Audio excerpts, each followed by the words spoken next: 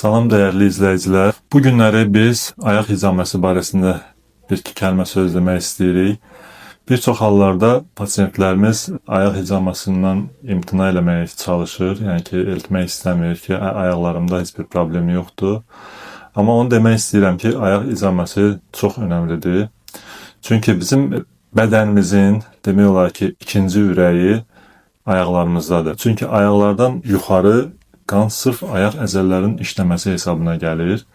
Ona görə ayaqları mütləq eləmək lazımdır. Ondan əlavə ən çox rastlanan problemlərdən biri revmatizma, artrit, yəni diz nahiyəsində rastlaşan problemlər, diz ətrafı hicamı olması çox məsləhətdir. Uzun müddət ayaq üstə qalan insanlarda baldır nahiyəsində əzələ ağrıları olur. Varikoz genişlənmənin ilk mərhələsi bundan başlayır. Ona görə baldır nahiyəsində çox məsləhətli hicama olunması, bizim ayağımızın altında bədənimizin bütün nöqtələrinin, vacib orqanlarının sinir sonluqları yerləşir ki, bu nahiyədə də hicama olunması bədənimizin daxili orqanların fəaliyyətini stimullaşdırmaq üçün çox gözəldir. Bundan əlavə, təzyiqdir, sonra böyrək problemlərində ayaqlarda hicama olunması çox məsləhətdir. Təzyiqin normallaşmasına ayaq hicaması çox faydalıdır.